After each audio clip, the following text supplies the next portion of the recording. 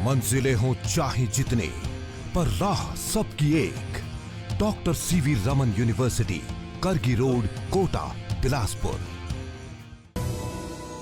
बिगड़ती कानून व्यवस्था को लेकर भारतीय जनता युवा मोर्चा के द्वारा किया गया राजेंद्र नगर थाने का घेराव। भारतीय जनता युवा मोर्चा ने कहा कि कुछ दिन पहले माना मंडल क्षेत्र में गोली चली थी। चाकूबाजी की घटना लगातार हो रही है।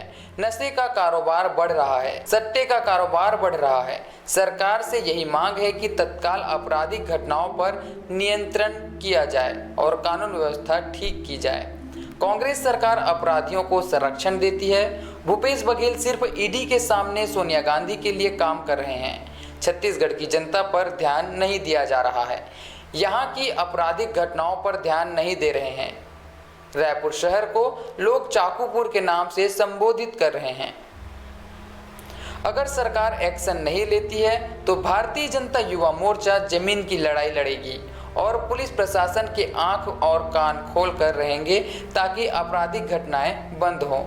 देखिए, जब से प्रदेश में कांग्रेस की सरकार बनी है, कानून व्यवस्था की स्थिति बहुत ज्यादा खराब हो चुकी है। लगातार लूट, डकैती, हत्या, बलात्कार की घटनाएं हो रही है और घर घर में शराब पहुंचाने का काम भूपेश सरकार कर रही है। इनके आबाकारी मंत्री कर रहे हैं। कोरोना काल में हमारी माताओं को, छोटे छोटे बच्चों को दूध मिला नहीं मिला, लेकिन शराब पहुंचाने का काम कांग्रेस की सरकार ने किया है। अभी 2 दिन पहले ही महावीर नगर में गोली चली है। कल टिकरापारा में एक युवक की हत्या हुई है। मुझे लगता है प्रदेश में कानून व्यवस्था जो है पूरी तरह से समाप्त हो चुकी है और एक तानाशाह व्यक्ति की सरकार चल रही है। और दुर्भाग्य का विषय है, जो लोग शराब बेच रहे हैं वो लोग पुलिस पर लाठीचार्ज कर रहे हैं और पुलिस तमाशा देख रही है।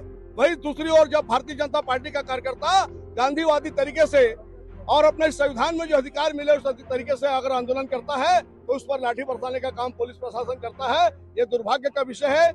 देखिए, बिगड़ती कानून व्यवस्था माना मंडल क्षेत्र में, यहाँ न्यू राजेंद्र नगर में चाकूबाजी की, गोली की घटनाएं हो रही है। नशे का कारोबार बढ़ रहा है, सट्टे का कारोबार बढ़ रहा है। इन सारी बातों को लेकर माना मंडल के तत्वाधान में रविंद्र ठाकुर के नेतृत्व में यह प्रदर्शन आज हुआ है। यहाँ पे पुलिस प्रशासन के खिलाफ प्रदर्शन किया, ज्ञापन सौंपा, मांग की गई कि तत्काल इस पे नियंत्रित किया जाए, नशीले कारोबार पर रोक लगे, सट्टे पे रोक लगे, कानून व्यवस्था ठीक हो, चाकूबाजी की घटना न हो, बलात्कार की घटना न हो, इस पर रोक लगाई जाए, ये मांग। देखिए, रायपुर हमारा शांतिप्रिय छत्तीसगढ़ प्रदेश है। आज छत्तीसगढ़ का ग्राफ देखिए आपराधिक घटनाओं में सबसे ज्यादा है।